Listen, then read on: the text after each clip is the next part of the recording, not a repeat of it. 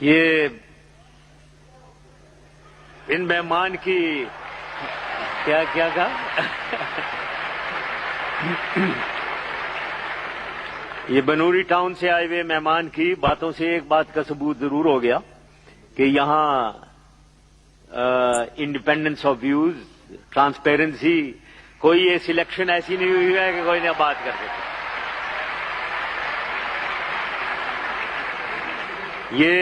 یہ وردی والے ہی نے یہ الاؤ کیا ہے، ورنہ آج سے پہلے کبھی نہیں ہوتا. آج سے پہلے اگر اس طریقے سے کوئی بیٹھا بات کرتا تو اس کا فیوچر کیا ہوتا وہ آپ کو پتا ہونا چاہیے. تو اس وردی والے ہی نے آپ کو اجازت دی کہ آپ کھل کے بولیں، خیالات کا اظہار کریں، لیکن خیالات دوسرے کے سننے کی بھی قابلیت رکھیں. پرابلم جب ہوتی ہے جب آپ لوگوں کی یہ قابلیت نہیں ہوتی کہ دوسرے کے ویوز کو بھی سمجھیں اور وہ نہ کریں جو آپ لوگ اپنے آپ ہی کے اس پہ نکل کے بزنس ریکارڈر کا سارا دفتر جلایا گیا وغیرہ تھا، وہ آپ ہی کے مدرسے سے نکلے لوگ اور انہوں نے وہ سارا کچھ کیا تھا. یہ نہ کریں، ٹھیک ہے؟ نو اب ایشوز کے اوپر آتے ہیں. ٹھیک ہے جی، آپ نے اسلام کی بات کی. اسلام ایک ٹالرنٹ ریلیجن ہے. اسلام کے بارے میں ہم سب مسلمان ادھر زیادہ تر مسلمان ہی بیٹھے ہوئے ہیں، ظاہر ہے، اس میں کوئی شک نہیں ہے. اس کی وضاحت کرنے کی کوئی ضرورت نہیں ہے کہ اسلام ایک ریلیجن آف پیس، ٹالرنس ہے. لیکن یہ کہنا کافی نہیں ہے. اگر آپ دیکھیں ماحول کو، واٹ از ہیپننگ، بالکل 180 ڈگری برعکس جو ہو رہا ہے. تو ہمیں دنیا جو دیکھ رہی ہے وہ یہ سمجھتی ہے کہ ہم کہتے کچھ ہے کرتے کچھ اور ہیں. کہنے میں تو بڑا کچھ ہے جی اسلام، تو اسی لیے اسلام کی بدنامی ہو رہی ہے. ہم اسلام کی بدنامی اسی طریقے سے کر رہے ہیں کیونکہ یہی ہم اپنے ریلیجس جو ہمارے مذہبی سینٹرز ہیں، یعنی مساجد، مدرسے، انہی کے اندر ہم intolerance, hatred, sectarian hatred, violence سکھاتے ہیں. سب میں نہیں، بعض میں سکھائی جاتی ہے اور بولی جاتی ہے. تو سننے والا کیا سمجھے گا؟ کیا یہ اسلام ہے جو یہ بول رہا ہے، یا یہ اسلام ہے جو آپ نے ابھی اچھی باتیں کی ہیں؟ وہ ہے، اس میں شک ہو جاتا ہے. دنیا تو دیکھ رہی ہے ایکشن. وہ کہتے ہیں نا، action speak louder than words. یہ آپ ہزار کہتے رہے Islam means what, but what the world sees is کیا آپ کر رہے ہیں. آپ اپنے عمل سے کیا دکھا رہے ہیں، اور عمل سے آپ بالکل برعکس دکھا رہے ہیں جو اسلام پڑھاتا ہے اور سکھاتا ہے، انفارچونیٹلی. تو ہمیں چاہیے کہ ہم اپنے کرتوت میں اور تھنکنگ میں ہم آہنگی لائیں. یہ نہیں ہے، اس میں ہم آہنگی کی ضرورت ہے. جو ٹیچنگز ہیں اور جو ہمارے ایکشنز ہیں وہ ایک ساتھ ہونے چاہیے، اس میں ہم آہنگی ہونی چاہیے. تضاد ہے، بہت زیادہ تضاد ہے، اور یہ تضاد انفارچونیٹلی کچھ ہماری ریلیجس ایکسٹریمسٹ آرگنائزیشنز ہیں وہی پھیلا رہی ہیں. تو اس لیے گڑبڑ ہے اور اس کو ٹھیک کرنا ہے. اب آتے ہیں دوسری چیز، آرمی ٹیک اوور اور اقتدار کی بات کی ہے آپ نے. ہاں، مجھے اقتدار کس نے دکھایا؟ مجھے نواز شریف نے دکھایا میرے خیال میں.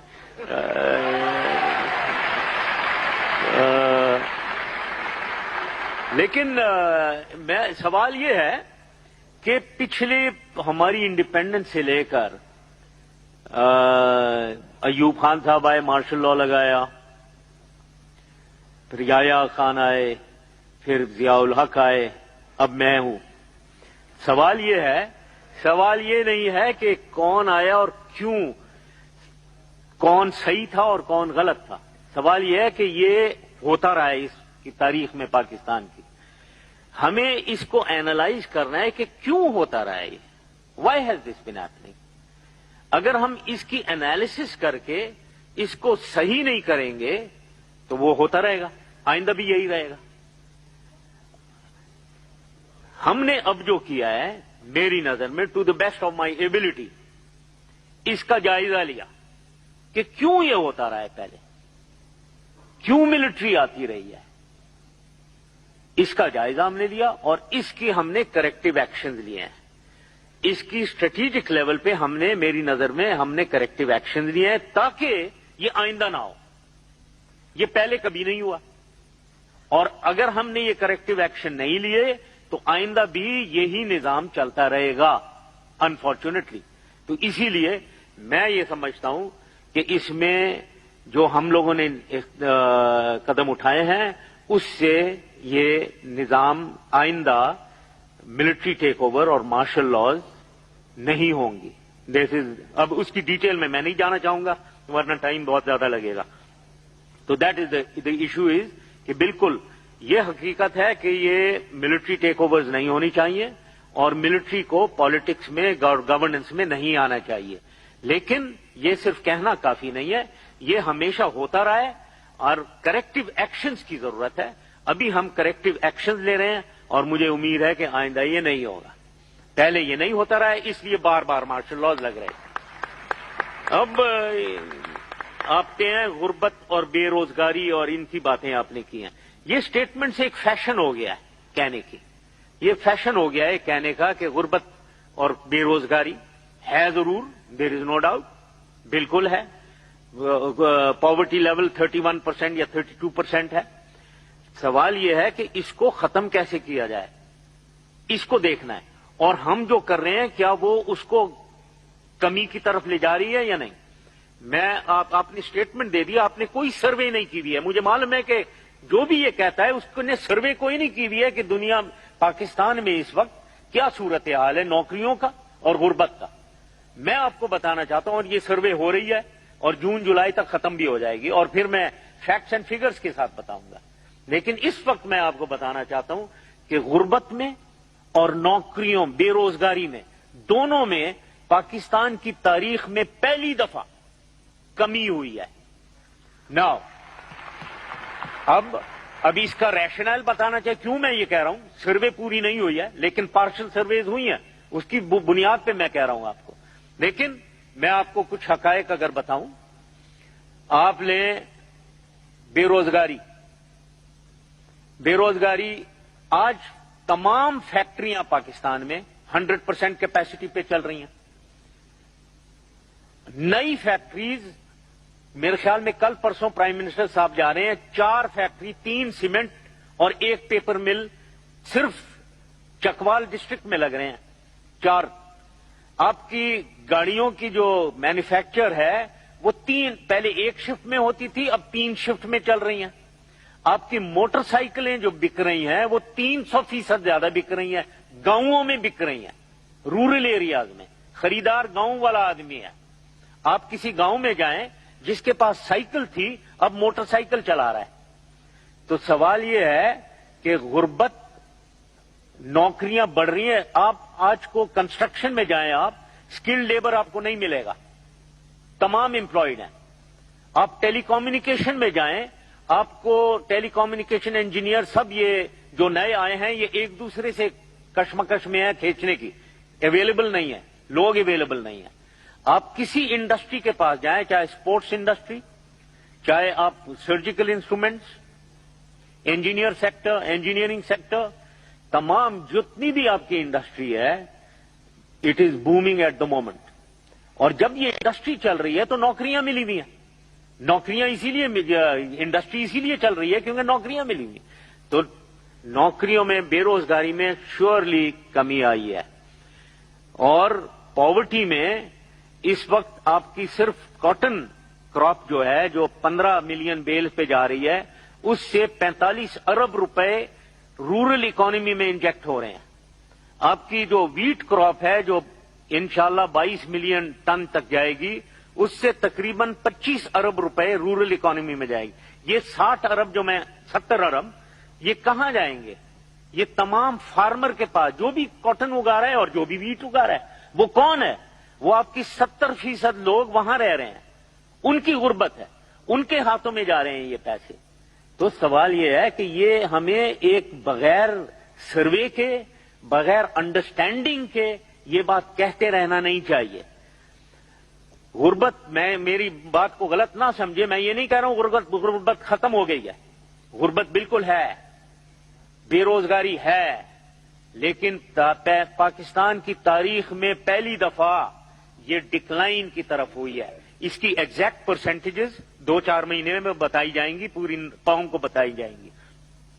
تو ہمیں اتنا اس میں پیسیمسٹک نہیں ہونا چاہیے، ہمیں کوائٹ آپٹیمسٹک ہونا چاہیے کہ ہم صحیح راہ پہ چل رہے ہیں اور ایک حکمت عملی کے مطابق غربت اور بے روزگاری کو دور کرنے کے سلسلے میں ہم ٹھیک ہماری کارروائی ہے اور ٹھیک چل رہی ہے، ملک ٹھیک چل رہا ہے. پھر یہ بلوچ عوام کی آپ نے بات کی ہے، یہ اس کی بھی مجھے حیرانگی ہے کہ آپ کو بھی سمجھ نہیں ہے اس کی. بلوچ عوام کے خلاف کوئی ایکشن نہیں ہو رہا ہے. ایک اگر سردار کی آپ بات سنتے ہو، یہ رند صاحب بیٹھے ہیں، یہ سردار بیٹھے ہوئے ہیں یہاں، یہ تو بالکل خوش بیٹھے ہیں، یہ بیٹھے ہوئے ہیں یہاں میرے سامنے. تو آپ اور یہ ان کے برابر میں مینگل صاحب بیٹھے ہوئے ہیں، وہ بھی سردار ہیں. اور یہاں آپ کو پتا ہونا چاہیے کوئی 78 سردار ہیں، جن میں سے 75 کو کوئی پرابلم نہیں ہے، سب گورنمنٹ میں ہیں، سب ایکشن کر رہے ہیں. 3 سردار بول رہے ہیں، ان میں سے ایک ڈیرا بگٹی سے گڑبڑ کر رہا ہے اور سوئی کو بھی اس نے اٹیک کر کے خراب کیا ہے. اس کو آپ نے کیا حق دیا ہے کہ وہ پاکستان یا بلوچ کا پورے بلوچ قوم کے لیے آواز اٹھائے؟ آپ نے حق دیا؟ اب آپ بات سنیں، کیونکہ آپ بات کر لی ہے آپ نے، اب میری بات سنیں ذرا.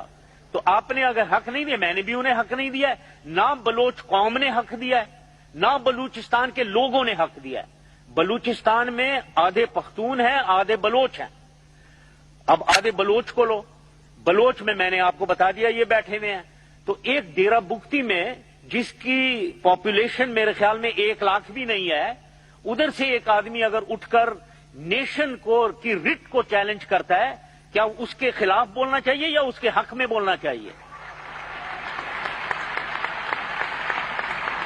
تو ان باتوں میں اپنے دماغ سے کنفیوژن ہٹائیں، اس دماغ سے کنفیوژن ہٹائیں اور چیزوں کی صحیح سمجھ رکھیں.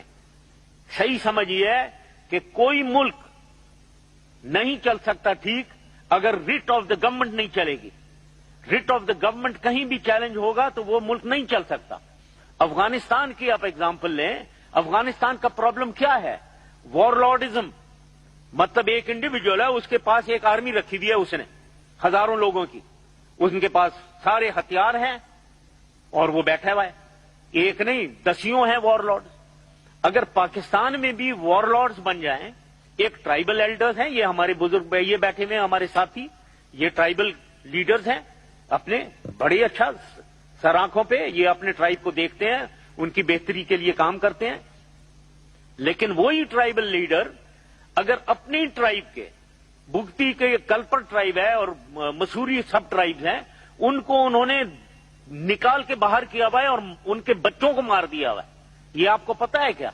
یہ پتا ہے کہ کلپر جو ہیں وہ ادھر سے اپنے سوئی ایریا سے نکال کے ڈیرا غازی خان اور ملتان میں مر رہے ہیں؟ یہ آپ کو معلوم ہے کیا؟ یہ کس نے نکالا ہے انہیں؟ یہ آپ کو پتا ہے کیا؟ تو سوال یہ ہے کہ جو اپنی ٹرائب کے ساتھ ظلم تشدد کرے اپنے لوگوں کے ساتھ، اور دوسری چیز یہ کہ ایک فوج مینٹین کرے، 5000 لوگوں کی فوج، تقریباً 4-5-6 ہزار فوج، جن کے پاس راکٹ لانچر موٹر ہیں، ٹریننگ کر رہے ہیں. کیا اس طریقے سے ملک کو چلنا چاہیے؟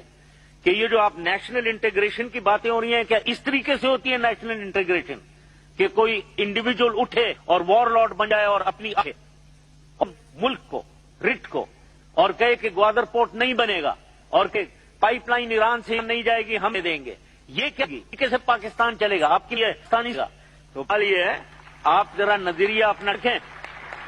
سبجیکٹس جتنی ڈسکشن ہوئی ہے، جتنے لوگ بولے بات کی، بہت پرٹیننٹ، یہ سب بالکل پرٹیننٹ کرنٹ سبجیکٹ ہے. ان کی صحیح سمجھ رکھنی چاہیے اور ان میں صحیح رویہ ہونا چاہیے. اس کے بارے میں میری گزارش یہی ہے کہ آپ سب سے پہلے تو اپنے آپ لوگ کیا ہیں اور کس طریقے سے آپ کیا ہم آہنگی پھیلا رہے ہیں، یکجہتی یا ڈفرینشیٹ کر رہے ہیں، ہیٹریٹ کریے، یہ بھی دیکھیں اور صحیح طریقے سے سمجھیں. Thank you very much.